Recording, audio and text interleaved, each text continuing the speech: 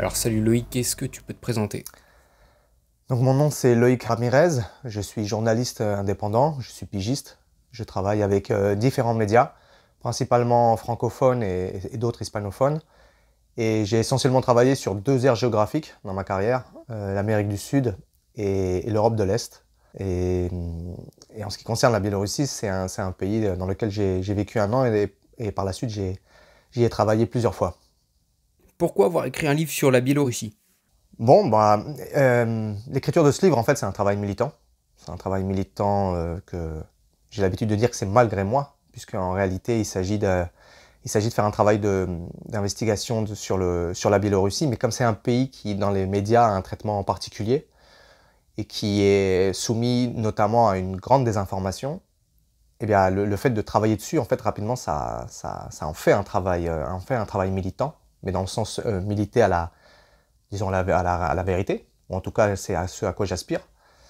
Et donc l'objectif c'était disons, dans ma perspective, c'était de prendre un peu d'avance sur ce qui avait été déjà, sur ce qui a déjà été vu dans le passé, tu vois, c'est-à-dire diaboliser des pays dans lesquels ensuite on a frappé militairement, je pense notamment que ce soit à l'Irak, à la Libye, ou plus récemment à la Syrie.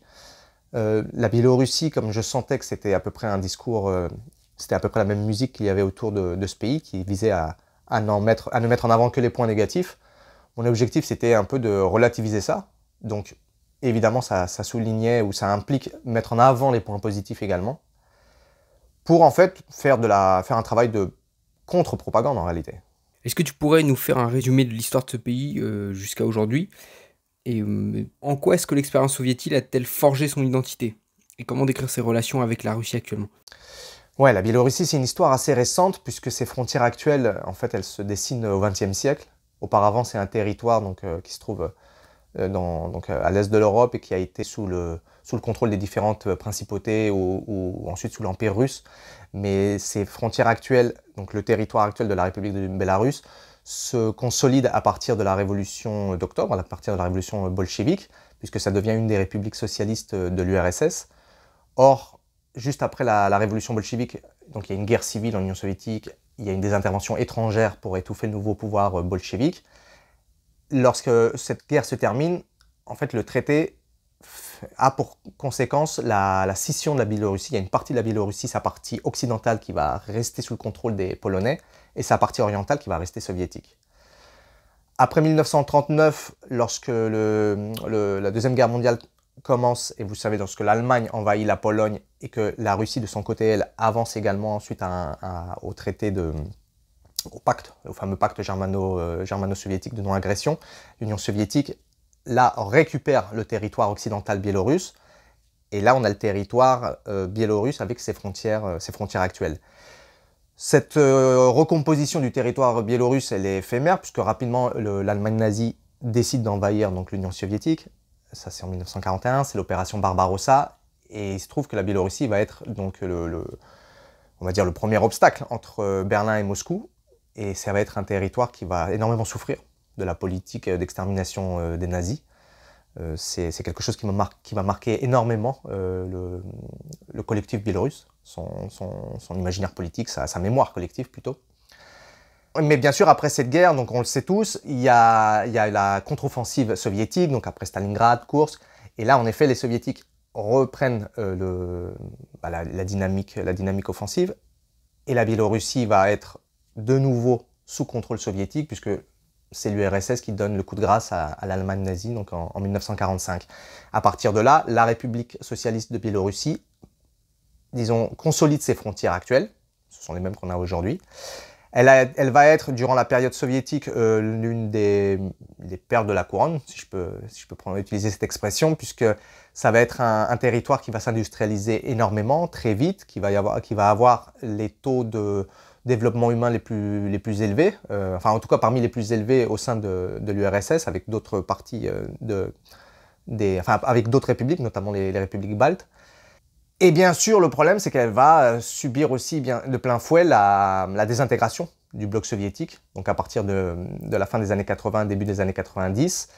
Et lorsque l'URSS se dissout, l'Union soviétique devient une république indépendante, donc en 1991. bien sûr, elle souffre de cette amputation puisque c'était, comme je disais, c'était la République la plus industrialisée, mais bien sûr qui servait le marché soviétique. Mais là, elle est complètement détachée de ça. C'est pour ça que, évidemment, pour elle, la Russie doit rester un partenaire important, puisque toute son industrialisation était tournée vers les nécessités du reste des territoires soviétiques. Et bien sûr, comme les autres républiques, elle va entamer elle va subir une thérapie de choc, la thérapie de choc néolibérale à partir de la fin des années, à partir du début des années 90. Mais avec la particularité qu'à l'inverse des autres républiques soviétiques, ou des ex-républiques soviétiques, elle va le freiner. Elle va freiner cette politique néolibérale, notamment à partir de l'arrivée d'Alexandre Loukachenko, qui n'est pas... Disons que ce n'est pas lui qui vient freiner la vague néolibérale, disons qu'il est la conséquence de la volonté populaire des Biélorusses de freiner ça. C'est pour ça qu'ils le mettent au pouvoir. Il est élu président en 1994, à la surprise générale d'ailleurs. Et il arrive avec un programme, bien sûr, de rupture et donc avec cette dynamique qui était celle du début des années 90. À partir de là, la Biélorussie va entamer un chemin un peu particulier, un peu en dehors des sentiers, puisqu'il n'intègre pas le fameux marché libre, en tout cas pas à la vitesse des autres anciennes républiques soviétiques. Et ça va rapidement devenir un État, on va dire, paria, du point de vue de l'Union européenne et de la dite communauté internationale, c'est-à-dire les États occidentaux. Quel est le bilan concret de Loukachenko au pouvoir depuis 30 ans? Est-ce que la Biélorussie est un pays encore socialiste? Bon, le bilan d'Alexandre Loukachenko, qui est à la tête de la Biélorussie donc depuis 1994, il est... Bon, évidemment, il est comme tous les bilans, c'est-à-dire il a ses parts d'ombre et ses parts de lumière. Je dirais que la dynamique générale, à mon sens, donc là évidemment c'est mon point de vue, c'est c'est positif. Il a réussi à éviter que son pays ne sombre durant tout ce qui a été la période des années 90 dans une misère, une paupérisation complètement décontrôlée. Il a su maintenir un pays déjà souverain, un pays également avec une industrie forte. Il a réussi il y a plusieurs, dans le livre, je m'appuie évidemment sur plusieurs rapports de différentes organisations internationales pour montrer qu'ils ont réussi, d'ailleurs c'est pas que Loukachenko, c'est l'ensemble du gouvernement biélorusse et de la population biélorusse, ils ont réussi à maintenir un haut niveau en termes de santé, d'éducation et de développement. Et même sa courbe a été de se développer au point qu'ils sont rentrés dans le programme des Nations Unies qui classifie les pays en différents groupes. Il est récemment, ça fait quelques années qu'il est rentré dans le groupe des pays dits développés. Donc c'est un bilan qui en soi a une dynamique positive. Maintenant, est-ce que la Biélorussie est un pays socialiste? Bon, ça c'est la grande question que moi-même j'ai posée plusieurs fois à des personnes sur place. En fait, c'est pas une question à laquelle la réponse peut être si simple, par oui ou par non. Disons que c'est quelque chose d'hybride. La Biélorussie se trouve dans une situation un peu hybride. C'est pas un pays socialiste en tant que tel. Néanmoins, il en garde énormément de caractéristiques, avec un État qui contrôle certains secteurs clés de l'économie, qui garde une mainmise sur le pouvoir politique et qui, disons, arrive à établir un cordon sanitaire face aux intérêts économiques qui seraient contraires à l'intérêt collectif.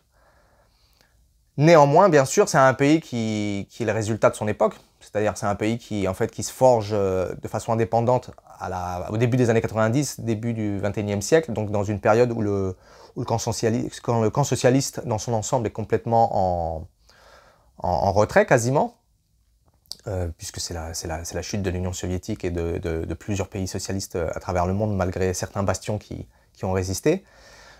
Donc c'est quand même un pays qui épouse son époque, mais qui tente, disons, de garder un certain contrôle dans la tempête néolibérale. Et ça, c'est tout à son honneur, non? En tout cas, celui du gouvernement biélorusse qui a tenté de maintenir un équilibre. La situation actuelle, notamment avec le pôle politico-économique de la Chine, fait que la Biélorussie entreprend, à mon sens, un chemin qui semble assez similaire. donc toujours avec un pouvoir politique fort qui tente d'orienter le marché. D'ailleurs, je sais qu'ils utilisent notamment le... Alors, ils n'utilisent pas le socialisme aux caractéristiques chinoises, mais ils utilisent le terme de socialisme de marché, si je ne me trompe pas.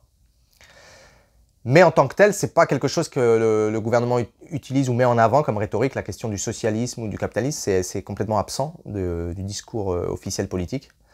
Donc on ne peut pas le caractériser comme un pays socialiste en tant que tel. Dans ton livre, tu critiques le discours des médias sur ce pays qui est souvent décrit comme la dernière dictature d'Europe.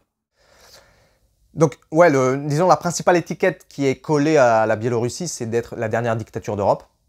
Alors évidemment, elle est critiquable sur plusieurs points, puisque ça sous-entend bon, évidemment que ça veut dire qu'il y avait d'autres dictatures et qu'il n'y en a plus, et que maintenant la seule qui reste, c'est la Biélorussie, donc ça suppose que les autres États autour sont des démocraties accomplies. C'est, disons, cette dichotomie un peu radicale qui tient pas l'analyse, puisque en réalité la Biélorussie, elle possède des caractéristiques qui sont dans l'imaginaire rattachées à des questions démocratiques.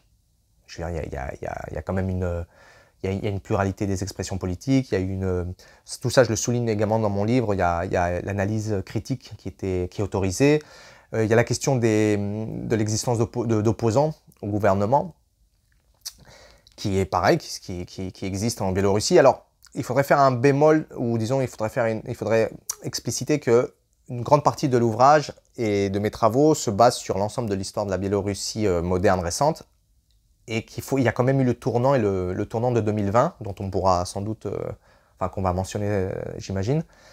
Mais en tout cas, il y avait une différente presse, une presse de différentes expressions en Biélorussie. L'existence d'opposants politiques, c'est pas un pays dans lequel on exécutait par milliers, ou on faisait disparaître par milliers des opposants au gouvernement. Donc qui normalement devrait être, disons, la caractéristique première d'une dictature. Et en même temps, en plus, ces éléments négatifs là que je suis en train de mentionner, on les retrouve dans des pays qui sont dits démocratiques. Alors on pourrait aller chercher ça en Amérique du Sud, mais y compris dans des pays européens, on peut retrouver facilement, d'ailleurs je le souligne dans l'ouvrage, des systèmes de répression ou des volontés politiques de museler l'opposition, parfois avec le sang, alors que ce sont des démocraties. Je prends plusieurs exemples. Vous avez l'exemple de celui-ci qui est intéressant. Au début des années 2000, certains s'en souviendront, ceux qui écoutent, il y avait les prisons clandestines de la CIA. Donc c'était durant le conflit, lorsque les États-Unis avaient décidé d'attaquer l'Afghanistan, donc après les attentats de 2001 et ensuite l'Irak. L'administration de George Bush avait mis en place une série de prisons clandestines dans laquelle ils faisaient ramener des personnes qu'ils enlevaient notamment du Moyen-Orient et les ramenaient en Europe pour les torturer clandestinement dans des prisons qui étaient basées dans des pays européens. Il y a un rapport d'une ONG états-unienne qui énumère le nombre de pays européens qui ont participé à ces opérations, que ce soit à travers le transfert via leurs aéroports des prisonniers, mais également sur des pays dans lesquels il y avait les centres de rétention clandestins de la CIA. Et ben, il se trouve qu'il y a énormément de pays européens qui sont des démocraties qui ont participé à ces enlèvements de personnes, sans aucun jugement. On parle d'enlèvement de personnes dans le Moyen-Orient et de torture sur le sol européen. Et il se trouve que la Biélorussie, non. Alors, disons que le livre souligne un peu toutes ces questions contradictoires, c'est-à-dire que, évidemment, on retrouve des éléments qui sont ostensiblement marqués dans l'imaginaire, je parle, enfin qui sont rapprochés aux questions de dictature dans des pays qui sont démocratiques, alors que la Biélorussie, elle possède également des caractéristiques qui sont propres à des pays démocratiques. Donc c'est cette critique un peu qui est faite dans le livre, c'est-à-dire on peut pas caractériser la Biélorussie comme une dictature pure et dure, puisqu'en fait elle n'en possède pas les caractéristiques. Et évidemment, il y a aussi, je le décris un peu plus en détail dans l'ouvrage, il y a toute une série de préjugés qui sont démontés. Je pense notamment, par exemple, le premier qui me vient en tête, il y a une opposante très célèbre en Biélorussie qui est une écrivaine biélorusse qui est... Alors, attendez, là, je me souviens plus de son nom, j'ai un trou, qui qui a énormément travaillé sur l'histoire soviétique, qui est une anticommuniste affichée, qui a été une grande opposante au gouvernement d'Alexandre Loukachenko, mais qui pendant longtemps, en tout cas jusqu'à 2020, habitait en Biélorussie. Bon, en tout cas, elle avait une résidence en Biélorussie, elle s'y rendait régulièrement.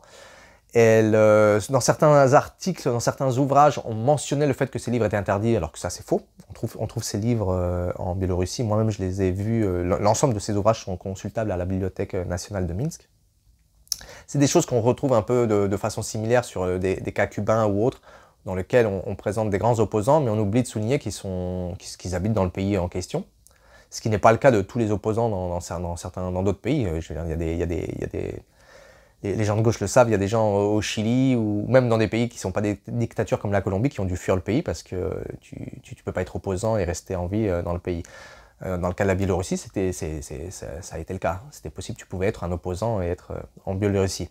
Je dis tu pouvais parce que je sais qu'il y a eu un virage avec le tournant de 2020. Donc pour rappel, à partir de 2020, ce sont les dernières élections qu'il y avait eu présidentielles Non, pardon, ce ne sont pas les dernières, mais il y avait eu des élections présidentielles en 2020 au Bélarus.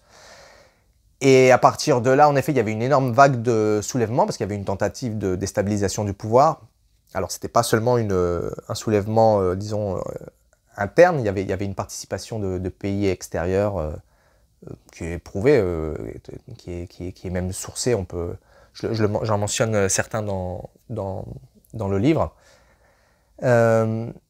Et à partir de 2020, en effet, la Biélorussie entame donc disons un recadrage plus sévère vis-à-vis de son opposition, mais parce qu'elle la sait organiquement liée à des pays extérieurs. Et donc la dissidente dont je vous parlais, à partir de 2020, je crois qu'elle a quitté le pays. Je me souviens plus de son nom. Il faudrait que je le retrouve pour qu'on puisse le... Tu veux qu'on regarde là vite fait Ouais. Donc il s'agit de Svetlana Alexievich, qui a été prix Nobel de littérature, qui a souvent été mis en avant comme opposante puisque c'est une femme intellectuelle, très présentable au niveau des médias occidentaux. Bon, la principale opposition au gouvernement biélorusse, si on met de côté son opposition de gauche, je pense notamment au mouvement trotskiste ou anarchiste qui est complètement marginal ou minoritaire, mais qui existe. Le gros de l'opposition au gouvernement d'Alexandre Loukachenko, c'est la droite. C'est la droite et elle se divise en deux segments principalement. On a les nationalistes qui sont sur une ligne plutôt sur une ligne ethnique, qui sont ceux qui mettent en avant tout un discours politique anti-russe, qui se rapproche de ce que sont les nationalistes dans les pays baltes ou en Ukraine, là actuellement, qui sont plus mis en avant sur le plan médiatique. C'est une opposition un peu similaire, c'est-à-dire qui veut revenir à une Biélorussie antérieure à l'époque soviétique, qui sont très hostiles, donc, comme je le disais, aux Russes, qui sont pour le développement de la langue biélorusse et tout, qui sont là, disons, le corps de l'opposition le plus ancien, le plus vieux, qui avait joué un rôle majeur durant la Seconde Guerre mondiale, comme l'opposition nationaliste ukrainienne d'ailleurs, enfin comme les nationalistes ukrainiens je veux dire, puisqu'ils avaient été des collaborateurs zélés de l'occupant nazi. D'ailleurs, le gouvernement biélorusse le met régulièrement en avant dans sa lutte contre son opposition interne, puisque notamment leur étendard, donc, qui est assez connu et qui a été très médiatisé après 2020, qui est le drapeau blanc avec une frange rouge centrale, qui est le vieux drapeau, le premier drapeau de la République du Bélarus, qui reprend les couleurs du vieux duché de Lituanie. C'est un emblème, c'est un drapeau qui avait été utilisé par les collaborateurs durant la Seconde Guerre mondiale dans leur traque aux Juifs, aux partisans soviétiques dans la région. Et donc évidemment, pour une grande partie de la population biélorusse, c'est ramené à cette période marquante de son histoire, à cette période assez sombre. Et ça, évidemment, le pouvoir Minsk n'hésite pas à le mettre en avant, à le rappeler, disons. Donc il y a cette partie de cette opposition qui a toujours existé. Moi-même, dans mes premiers voyages au Bélarus, on les voyait, mais c'était très marginal, puisque c'était un secteur bien particulier, urbain, qui était dans ce bain politique-là. Et à celui-ci s'ajoute le deuxième segment de l'opposition, qui sont les libéraux.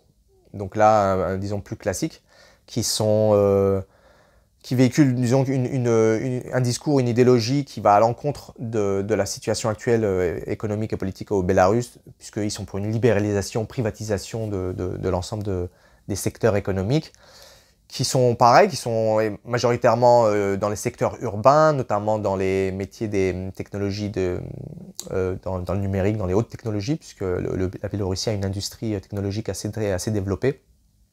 Et on retrouve notamment tous ces activistes dans ces milieux-là. Et il se trouve que ces deux courants de l'opposition vont s'unir à partir notamment de 2020, donc des révoltes qu'il y a eu lors de cette élection présidentielle. Où justement d'ailleurs l'emblème des nationalistes va devenir l'emblème général de l'opposition, c'est-à-dire les couleurs blanches et rouges, qui va être adopté par l'ensemble des opposants à Alexandre Loukachenko, sans pour autant, et bien sûr, que tout le monde n'épouse cette question-là. Mais disons que c'est le signe de ralliement le plus instinctif pour les opposants à Alexandre Loukachenko. Et donc ça explique également qu'il y ait des dissensions entre eux, puisqu'ils ne sont pas pour le même projet politique. En plus, parmi les libéraux, c'est complexe, mais parmi les libéraux, il n'y a pas forcément une hostilité vis-à-vis de la Russie, alors que chez les nationalistes, c'est le cas. Ensuite, il y a aussi la question de l'Union européenne, qui n'est pas unanime au sein de l'opposition. C'est pour ça que durant les manifestations et les révoltes, ils faisaient très attention à ne pas mettre en avant les drapeaux européens. Moi, je me souviens d'avoir participé à des manifestations des opposants à cette période-là où on voyait très peu de drapeaux européens et même on leur demandait de les cacher, qu'il ne fallait pas diviser le mouvement de contestation. Et ces deux pôles d'opposition, évidemment, vont rentrer frontalement contre le pouvoir en 2020. Et rapidement, bon, il va y avoir une répression assez forte de la part de Minsk, qui va réussir à décapiter son opposition, principalement en les poussant à l'exil et en jouant sur les différences qu'il y a en effet entre eux. Et donc la plupart des candidats qui étaient opposés à Alexandre Loukachenko durant ces élections-là vont quitter le pays. Je pense notamment à Svetlana Tikhanovskaya, si je ne me trompe pas dans son nom, qui était la principale opposante à Alexandre Loukachenko, qui par la suite a quitté le pays et ensuite elle a été accueillie par différentes organisations européennes et personnalités européennes, notamment notre cher Bernard-Henri Lévy qui lui a porté son aide. Et ça, évidemment, ça a quand même, du côté de la politique intérieure biélorusse, je sais que ça a disons, permis à l'autorité, au gouvernement biélorusse, de se débarrasser de l'ensemble de ces deux segments, en tout cas de façon assez radicale. Et je sais que la situation actuelle maintenant, on l'a vu lorsqu'il y a eu les dernières élections qui ont été cette année, en 2025, où là, du coup, il n'y a pas eu de candidat sérieux opposant à Alexandre Loukachenko, ni de mouvement de contestation. Puisque, disons, l'ensemble des éléments qui étaient disons, les éléments agitateurs n'étaient plus présents et n'avaient plus pied dans la société biélorusse. Et ça, d'ailleurs, c'est un autre élément qu'il faudrait que je souligne dans le livre, c'est que la plupart des observateurs sur place, y compris des gens qui ne sont pas du tout pro-Alexandre Loukachenko, reconnaissaient que le problème principal de l'opposition à Alexandre Loukachenko, c'est qu'elle n'avait pas pied dans la société biélorusse. Elle n'avait pas pied, disons qu'elle n'avait pas de véritable, déjà d'organisation de masse, évidemment, mais elle n'avait pas non plus la confiance de l'opposition et de sa capacité, enfin de l'ensemble des opposants à Alexandre Loukachenko pour pouvoir fédérer un projet politique adverse. Quel impact a le conflit russo-ukrainien sur le pays ? Bon, à la crise de 2020 s'est ajoutée la dite opération spéciale militaire des Russes ou l'invasion russe de l'Ukraine, dans laquelle la Biélorussie a été remportée malgré elle, je pense. Quand je dis malgré elle, parce que son territoire, donc, il a été utilisé par l'armée russe pour pouvoir arriver sur le nord de l'Ukraine. Disons, en connaissant un peu l'historique et le gouvernement, le positionnement habituel politique des Biélorusses, je ne pense pas que ça soit quelque chose qu'ils étaient très enchantés de faire. Je pense qu'il y avait des pressions internes ou des négociations internes entre la Russie et la Biélorussie pour arriver à ce résultat, mais évidemment, le fait de mettre la Russie, qu'elle soit impliquée dans ce conflit, a rendu la situation politique interne beaucoup plus cloisonnée. C'est-à-dire là, il y a à la question de la répression vis-à-vis de ses opposants, il y avait aussi la question maintenant de toute façon d'éviter que le conflit ne déborde sur son territoire, à travers infiltration, sabotage, ce qu'on veut. Donc ça a rendu sans doute la situation plus compliquée, et en même temps, ça a, disons, facilité l'assise populaire et réelle d'Alexandre Loukachenko dans une partie de la population assez grande, puisque, et c'est comme ça d'ailleurs qu'il s'est maintenu au pouvoir, notamment depuis 2014, où il y avait déjà la guerre en Ukraine. C'est que pour beaucoup de Biélorusses, en fait, Alexandre Loukachenko, c'est le représentant de la stabilité, c'est le représentant de la paix. Le fait de ne pas vouloir voir son pays basculer dans un conflit, ça mobilise énormément d'électeurs. Et en fait, en effet, le gouvernement biélorusse, c'est la garantie de ça. C'est la garantie de maintenir un pays qui ne va pas éclater. Et ça, évidemment, cette question-là, ce positionnement-là, ça s'est renforcé à partir de 2022. Mais en effet, c'est une situation à laquelle la Biélorussie n'a sûrement pas été contente de terminer avec cette situation actuelle, puisque déjà dès 2014, Minsk s'était proposé comme plateforme des négociations entre les séparatistes du Donbass et les différentes forces internationales en jeu, c'est-à-dire il y avait les réunions entre la France, l'Allemagne et la Russie à Minsk, avec les représentants du Donbass, où il y avait eu donc le fameux Minsk 1, Minsk 2. Et donc, il y avait une volonté à l'époque du Bélarus de ménager le bloc de l'Ouest et le bloc de l'Est, en tout cas Moscou. Et évidemment, le problème, c'est que cette situation, elle n'a pas tenu. Et maintenant, la Russie, elle se trouve, comme je le disais, quasiment malgré elle se trouve dans l'orbite Moscou-Pékin.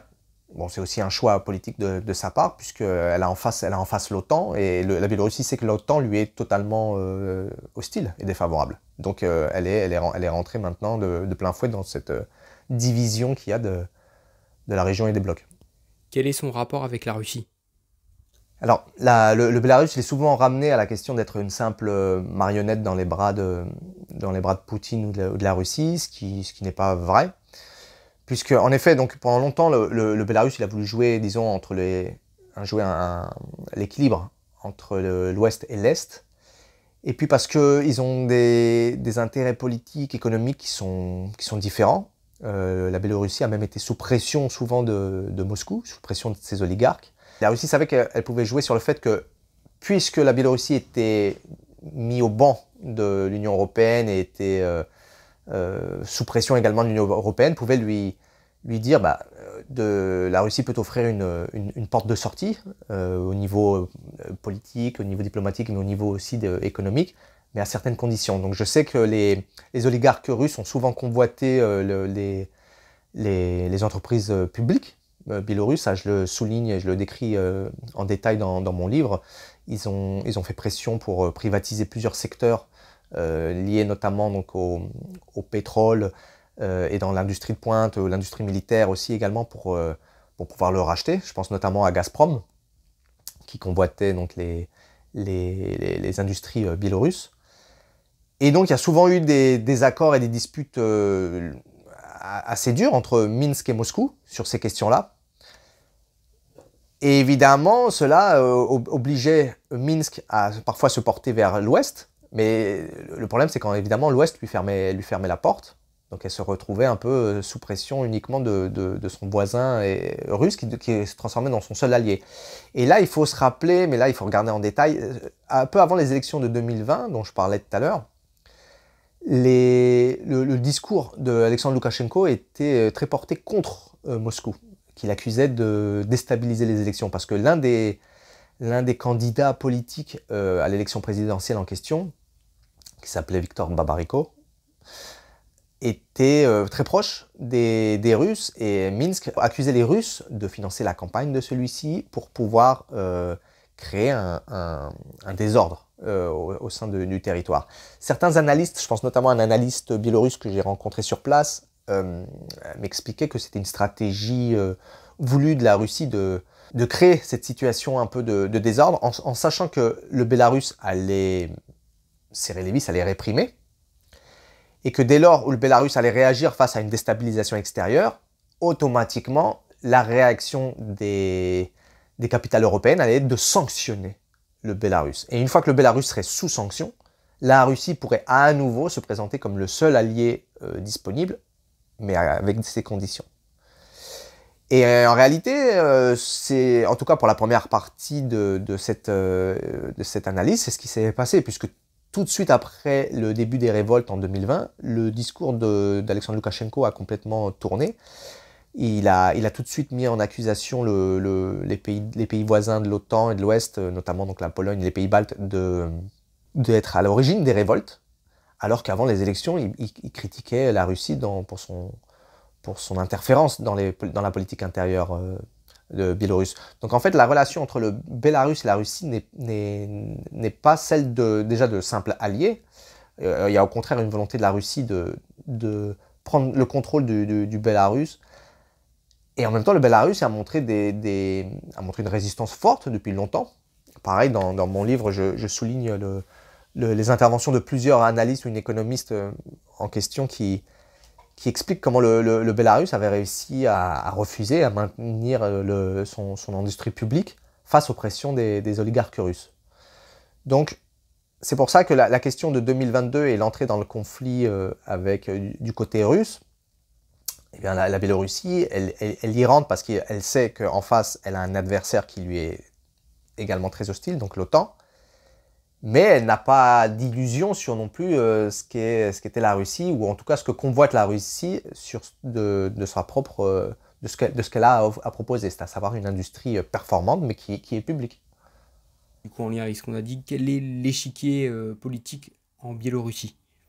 Que pensent les communistes sur place? Alors, au sein de la politique nationale biélorusse, donc, ce qui correspond à la gauche, ou en tout cas dans notre perspective française, européenne, c'est ce qui soutient le gouvernement d'Alexandre Loukachenko. Je pense notamment au Parti communiste qui soutient Alexandre Loukachenko. Et la gauche dans son ensemble, avec ses différentes variétés, est plutôt favorable au projet du gouvernement d'Alexandre Loukachenko. Alors, sans pour autant, on le parlait au début, c'est-à-dire on n'est pas sur un État socialiste, même si par exemple dans le cas des communistes biélorusses, ils considèrent qu'ils sont sur la voie qui conduit vers le socialisme et que ça a été une des déclarations récentes du secrétaire général du PC là, durant les dernières élections cette année en 2025. Il avait déclaré que le premier communiste du pays c'était Alexandre Loukachenko lui-même. Alors que d'ailleurs le PC présentait un candidat aux élections présidentielles donc il ne s'était pas rallié complètement à Alexandre Loukachenko, il présentait un candidat. Donc oui, la gauche, elle est majoritairement du côté d'Alexandre Loukachenko, et c'est d'ailleurs pour eux une certaine incompréhension que la gauche européenne ne les soutienne pas. Je pense notamment à des analystes que j'ai rencontrés qui, lorsque je faisais des entretiens avec eux, et c'était il y a quelques années, ils se demandaient, par exemple, pourquoi Jean-Luc Mélenchon et autres n'étaient pas intéressés par le cas biélorusse, dès lors où il y avait des similitudes au niveau programmatique. Je pense notamment à tout ce qui est la question de la propriété publique des entreprises, ou de la question des soins, de l'éducation gratuite. Ça, c'est quelque chose où moi-même je me suis questionné longtemps, et j'en ai parlé également aux communistes biélorusses. Je pense que ça s'explique par différents facteurs, parce que, par exemple, je pense que la gauche, je pense à la gauche française, elle est pas trop frileuse au niveau de la défense de Cuba, mais je pense que ça s'explique par déjà un travail militant qui a été fait sur plusieurs années, des liens militants, je parle de liens humains qui ont été construits, qui fait que la pédagogie s'est répandue au sein des groupes de gauche, qui fait que, bon, dans la gauche, aujourd'hui, c'est plus ou moins accepté de défendre Cuba, ce qui est normal. Par contre, des pays comme la Biélorussie, alors qu'ils sont plus proches géographiquement, il y a une espèce de Oui, il y a une espèce de rideau de fumée qui fait que c'est même pas ne pas le soutenir, c'est le méconnaître complètement. Alors que par exemple Cuba est un allié solide de la Biélorussie et également par exemple le Venezuela, le gouvernement, la révolution bolivarienne a énormément de liens avec la République du Bélarus. Énormément de pays du Sud global ont énormément de liens avec la République de Bélarus, mais c'est vrai qu'au niveau de la gauche française, il y a cette espèce de coupure. Donc je pense qu'elle s'explique déjà par le simple fait qu'il n'y a pas eu d'échanges humains militants aussi forts qu'avec certains pays d'Amérique du Sud ou d'autres pays européens. Il doit y avoir une question culturelle, parce que même si la Biélorussie est plus proche géographiquement, c'est pas un pays latin, c'est un pays slave. Elle doit jouer également j'imagine, de la mauvaise image véhiculée ensuite après la chute de l'Union soviétique, de ce qu'était l'Union soviétique et du stalinisme et autres. Donc il doit y avoir peut-être une volonté de ne pas vouloir se rapprocher de ça, parce que rapidement on pourrait être, tomber dans la caricature de « Ah, bah vous voyez, vous aimez encore les dictatures staliniennes et autres ». Alors qu'en réalité, en effet, il y a énormément de points communs. Et d'ailleurs, les pays du Sud global ne s'y trompent pas lorsqu'ils soutiennent le Bélarus, et vice-versa, lorsqu'il y a des accords entre le Bélarus et des pays progressistes latino-américains ou autres, la Chine déjà, qui est un des principaux alliés du Bélarus. Évidemment, eux, ils arrivent à percevoir les points communs. Donc je sais que même du côté du Bélarus, de la gauche au Bélarus, il y a une incompréhension un peu de ce désintérêt. Et peut-être qu'on peut dire, il n'y a pas non plus peut-être mais là c'est peut-être une critique qui est plus à faire de notre côté, qui est faite vers nous, c'est qu'il n'y a peut-être pas non plus un intérêt de construire des liens avec nous, dans le sens où on ne doit pas peser grand-chose actuellement au niveau des dynamiques internationales. C'est-à-dire, j'imagine que le Bélarus a les militants de gauche au Bélarus ont plus d'intérêt à avoir des liens avec la Chine ou d'autres pays avec une dynamique de croissance qu'avec nous, malheureusement. Dans le contexte international tendu qu'on connaît aujourd'hui, quel est le rôle actuel du Bélarus? Alors, le Bélarus actuellement, évidemment, il se place plutôt dans ce que sont les BRICS, puisqu'il est complètement il est dans cet axe qui est en train de se construire, qui est donc Moscou-Pékin, principalement, ou Moscou-Téhéran-Pékin, je ne sais pas. Mais évidemment, le Bélarus, il se trouve plutôt dans ce bloc-là, si on peut parler de bloc. Je pense que son rôle, maintenant qu'il est, on va dire, sans trop de doute, il est inscrit dans cette vague-là, est plutôt positive. Le contexte international, à mon sens, va faciliter son virage à gauche. Quand je dis son virage à gauche, c'est parce que, en connaissant certaines personnes sur place, analystes, je pense que l'après 2020, et justement le fait d'avoir quasiment d'être peut-être à deux doigts d'avoir été déstabilisé complètement par son opposition de droite, va lui permettre justement d'y aller, disons, plus franchement sur une politique qui serait non libérale et qui serait plus marquée donc, dans la dynamique qu'inscrivent en ce moment les Chinois, c'est-à-dire de construction socialiste mais à long terme. Je pense qu'il va plutôt aller dans ce sens-là. Pareil, je pense à d'autres militants proches ou de connaissances qui ont visité le Bélarus là, dans les années récentes, alors que moi j'y suis pas retourné depuis 2020. Ils m'ont dit en effet qu'il y avait un développement qui s'accentuait, et que ça continuait à s'améliorer, à se moderniser. Donc je pense qu'il va avoir cette facilité-là, mais avec évidemment la question de la guerre qui peut faire tout basculer. Puisque si le conflit ukrainien s'amplifie ou déborde, évidemment que tout va être remis en question.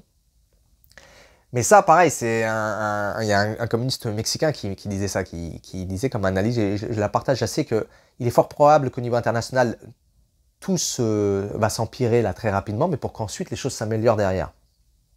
Mais ce qui est normal, qui est dans une logique dialectique assez normale, puisqu'on est dans une confrontation ouverte, donc avec le déclin notamment de l'Occident qui va provoquer des secousses. Donc il est fort probable que la Biélorussie, de par sa situation géographique, elle va les subir.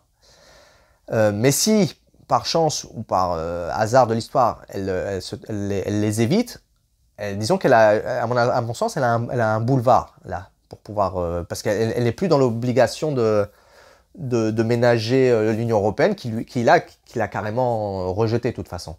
Mais là, on rentre dans des analyses un peu plus complexes, un peu plus larges, puisque pareil, en fait, ça me fait penser aux gens qui expliquent qu'en effet, le fait d'avoir été si fermé vis-à-vis de la Russie, et d'avoir poussé la Russie dans les bras de Pékin, c'est la politique en fait de fermeture de l'Occident qui a renforcé le pôle inverse, et notamment le pôle porté par la Chine et les pays autour. Mais en fait, la Biélorussie, c'est un peu la même chose. Dès lors où elle est sous sanction, dès lors où elle est rattachée au bloc russe et que l'OTAN va maintenant directement entrer en confrontation avec tous ces pays-là, alors évidemment, elle n'a plus plus aucune réserve pour s'engager dans un chemin alternatif. Mais je pense, voilà, donc je pense que son avenir va dépendre énormément du conflit ukrainien, en fait. Puisqu'elle est... Là, c'est pareil, c'est le hasard des choses. Elle se trouve collée à une zone de guerre.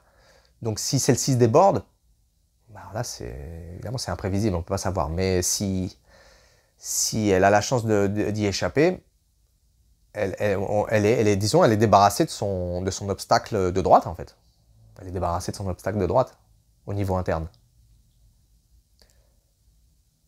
Bon, la situation actuelle pour voyager en Biélorussie, elle est légèrement compliquée de par les sanctions, en fait, au niveau des vols, mais il y a toujours moyen de se rendre aussi via voie terrestre, par la Pologne ou les pays baltes. En plus, il y a toujours une politique de non-visa. Je le dis pour évidemment inviter ceux qui nous écoutent, notamment le public de gauche, les camarades qui nous écoutent, à aller voir le Bélarus. Parce qu'une chose, c'est que moi je le dise ou que je l'écrive et que vous lisiez le livre, mais voir, c'est autre chose. Voir le Bélarus, je vous assure que c'est autre chose parce que c'est aussi par contraste que ça fonctionne. Moi, quand j'ai visité la première fois Minsk, moi j'y ai vécu de 2014 à 2015 et j'y ai voyagé quasiment tous les ans par la suite jusqu'en 2020. À la même époque, quand on allait dans les pays européens ou des Balkans autour, le contraste était saisissant. Le Bélarus, j'ai tendance à dire que c'est un pays où tout fonctionne. Et parce que c'est comme ça que je le vois, c'est un pays, qu'on aille dans une grande ville ou dans un hameau, village, on va voir que les infrastructures sont là, les choses sont entretenues. Genre, le pouvoir public, le pouvoir d'État est présent. Alors qu'à la même époque, moi je me souviens par exemple de l'Albanie, je me souviens d'enjamber des gamins qui dormaient par terre en été sur les trottoirs. Ça, on voit pas ça au Bélarus. On peut voir une précarité, mais il n'y a pas de misère à grande échelle. Il y a pas de... On n'est pas sur des choses, des villes abandonnées, des villages abandonnés. Et mine de rien, c'est pas un pur hasard. Et évidemment, c'est le résultat d'un travail. Et je sais que beaucoup de personnes qui ont été au Bélarus sans a priori, ou plutôt même d'ailleurs avec plutôt des a priori, en sont revenus assez étonnés. Mais voilà, c'est surtout par rapport au contraste. Quand on voit ce qu'il y a autour, et surtout si on s'attend à une dictature avec la misère, on est assez surpris par le niveau de développement du Bélarus. Donc j'invite les camarades à s'y rendre, et bien sûr ensuite à s'informer. De façon le plus large possible sur ce pays, parce que c'est un pays qui vaut la peine déjà qu'on le connaisse, mais je dirais qu'on le défende.